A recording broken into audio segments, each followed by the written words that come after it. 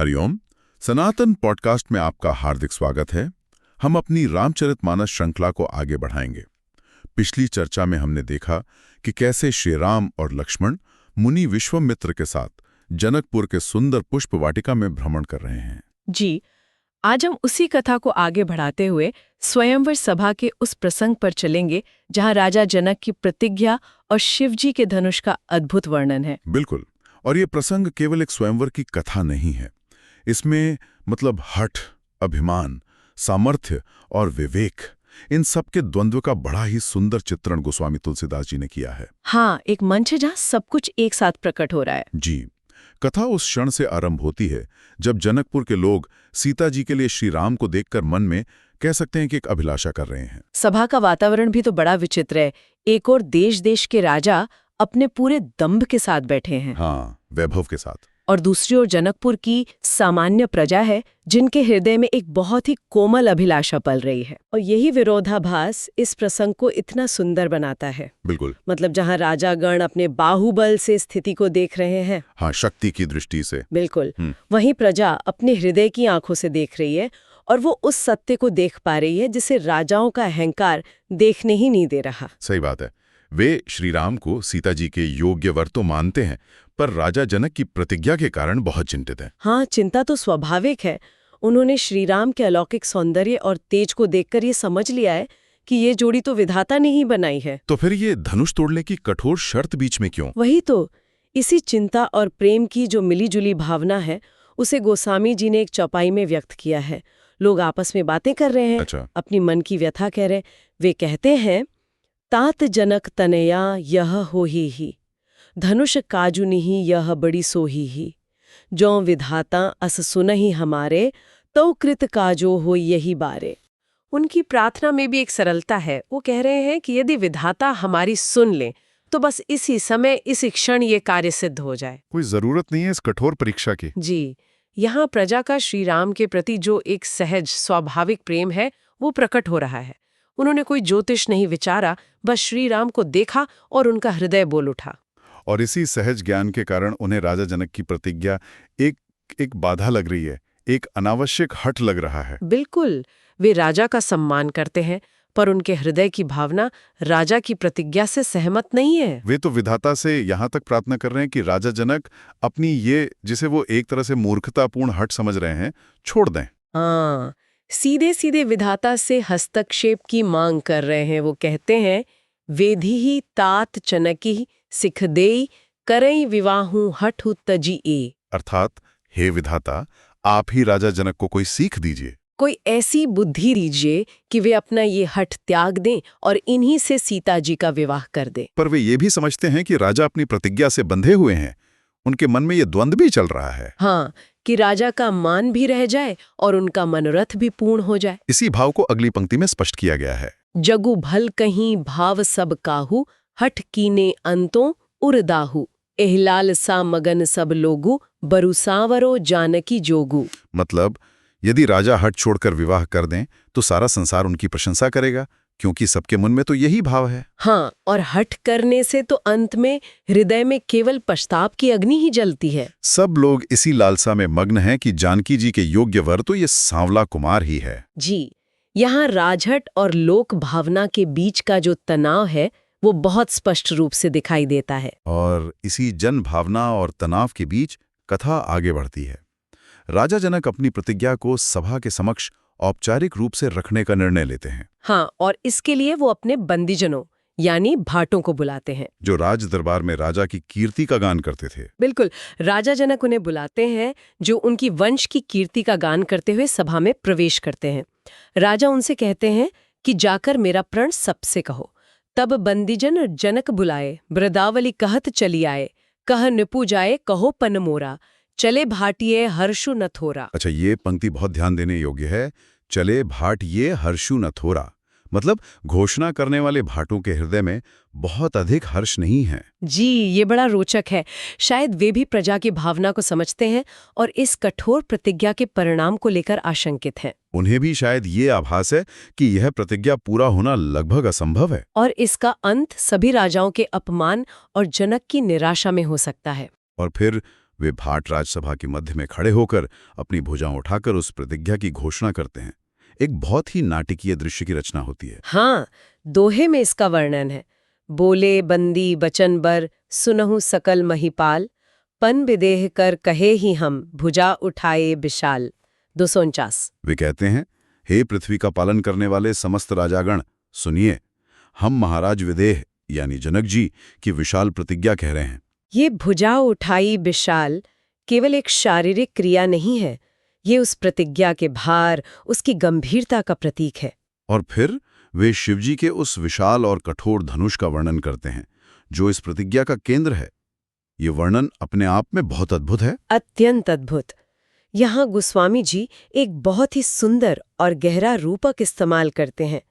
वे कहते हैं, नृप भुजबलो विधु, शिवधनु राहु, गरुवा कठोर विदित सब काहू, रावनु बानु महाभट भारे, देखी सरासनु गवई से धारे। इसका भाव तो बड़ा गहरा है।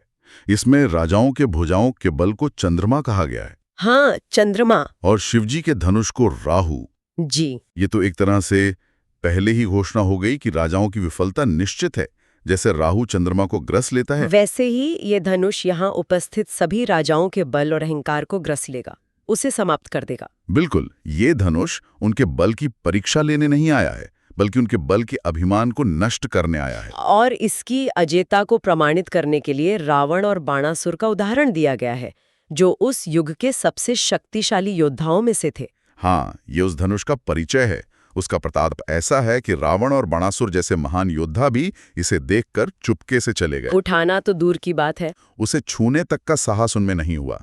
ये पंक्ति उस धनुष के प्रताप को चरम पर स्थापित कर देती है। तो जिस धनुष को रावण और बाणासुर हिला भी नहीं सके, उसे तोड़ने की प्रतिज्ञा राजा जनक ने रखी थी। और वो प्रतिज्ञा क्या थी? प्रतिज्ञा बहुत स्पष्ट और बड़ी थी।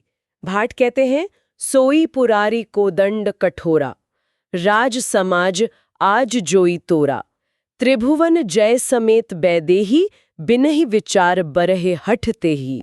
अर्थात भगवान शिव के उसी कठोर धनुष को आज इस राजसभा में जो भी तोड़ेगा, जानकी जी बिना किसी विचार के हठपूर्वक उसी का वर्ण करेंगे। और केवल जानकी जी का वर्ण ही नहीं, हाँ, साथ में एक और बड़ा पुरस्कार भी है, त्रिभुवन जय समेत बैदेही। ये तो किसी भी राजा के अहंकार को चरम पर पहुंचाने के लिए पर्याप्त था। बिल्कुल। ये केवल विवाह की शर्त नहीं थी, ये उस समय के समस्त क्षत्रिय समाज के लिए एक खुली चुनौती थी। उनके पुरुषार्थ पर सीधा प्रहार था। जी। प्रतिज्ञा सुनते ही जो अभिमानी राजा थे, उनके मन में बड़ा उत्साह जागा। वे इसे अपने बल प्रदर्शन का एक अवसर समझ बैठे। सुनी पन सकल भूप अभिलाषे, भट मानी अतिशय मन माखें, परिकर बांधी उठे अकुलाई, चले इष्ट देवन सिरनाई। वे सब अपनी कमर कसकर अकुलाई यानी व्याकुलता से उठे और अपने अपने इष्ट देवों को सिर नवाकर धनुष की ओर चले। उनके मन में अभिमान था कि वे ही इस कार्य को सिद्ध करेंगे। तो एक तरफ ये सारे अभिमानी राजा हैं, लेकिन जब वे असल में धनुष के पास पहुंचते हैं तो कथा एक अलग ही मोड़ ले लेती है। बिल्कुल, उनका प्रयास दर्शनीय था। वे बड़े ताव से क्रोध में भरकर धनुष को देखते, फिर अपनी पूरी शक्ति लगाकर उसे पकड़ते। हाँ, करोड़ों प्रकार से बल लगाते, पर वो धनुष अपनी जगह से हिलता तक नहीं था। तमकिता की तकी शिव धनु धरही, उठई न कोटि भांति बलु करही, जिनके कछु विचारु मन माही, चाप समीप महीप न जाही। ये अंतिम पंक्ति ये इस पूरे प्रसंग का सार है। जिन राजाओं के मन में कुछ विवेक था, वे तो धनुष के पास भी नहीं जाते थे। यही तो सार है। सच्चा विवेक अपनी सीमाओं को पहचानने में है। जो विवेकी थे वो समझ गए कि ये कोई साधारण धनुष नहीं है, ये उनकी शक्ति की परिधि से बाहर है। हाँ, इसमें दैवीय तत्व है। बिल्कुल। प्रयास केवल वे अभिमानी और मूर्ख राजा ही कर रहे थे, जो अपने बल के अहंकार में अंधे थे। वे धनुष को केवल एक वस्तु समझ रहे थे, उसके पीछे की शिव शक्ति को नहीं देख पा रहे थे। तो उनकी असफलता का परिणाम क्या हुआ? वे सभा के समक्ष लज्जित होकर लौट जाते हैं। हाँ, दोहे में इसका बड़ा ही मार्मिक और व्यंग्यात्मक चित्रण है। तम के धरे ही धनु, मूढ़ नृप उठई न चलाई ल जाए, मनहु पाई भट बाहुबलु अधिको अधिको गरुआई। 250।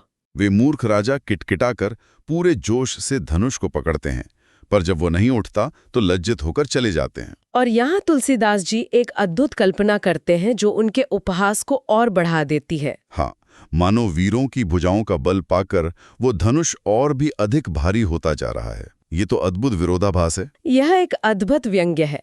उनका बल धनुष को उठाने के बजाय मानो उसी में समाकर उसे और भारी बना रहा है। उनकी शक्ति ही उनकी सबसे बड़ी बाधा बन गई। जी, उनका बल सात्विक नहीं, राजसी या तामसी है।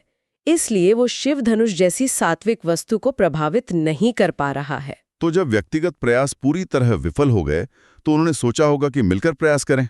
हाँ, जब व्यक्तिगत अहंकार विफल हो गया तो उन्होंने सामूहिक अहंकार का प्रदर्शन किया। जय हुआ। तब 10,000 राजा एक साथ उसे उठाने लगे, पर वो धनुष उनके हिलाने से भी नहीं हिला। भूप सहस 10 एकी 12, लगे उठावन टरे न टारा, डगई न संभो सरासनु कैसे, कामी बचन सती मनु जैसे। यहाँ फिर एक अनुपम उपमा दी गई है। शिवजी का वो धनुष कैसे नहीं डिगता था, जैसे कामी पुरुष के वचनों से एक सती स्त्री का मन कभी विचलित नहीं होता।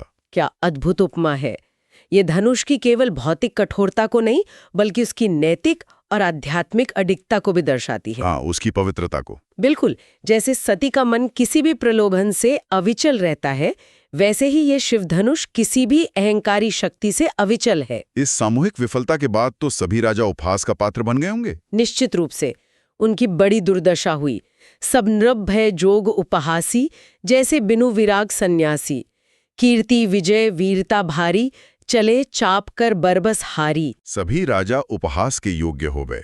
और तुलना भी किससे की गई है? जैसे वैराग्य के बिना कोई सन्यासी केवल गेरुआ वस्त्र धारण कर ले तो वह समाज में उपहास का पात्र बनता है, वैसे ही ये राजा केवल वीर होने का दम भर रहे थे, पर धनुष के सामने उनकी वास्तविकता प्रकट हो गई।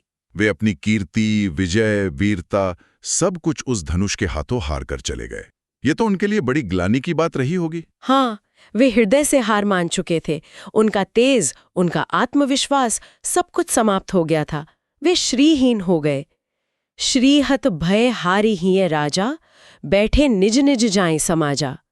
नृपन बिलो की जनक अकुलाने, बोले बचन रोष जनुसाने। वे श्रीहीन होकर अपने अपने स्थान पर जा बैठे और उन सब राजाओं को इस प्रकार असफल और पराजित देखकर राजा जनक भी व्याकुल हो उठे। उनकी आशा टूट गई और तब वे ऐसे वचन बोले जो मानो क्रोध में सने हुए थे।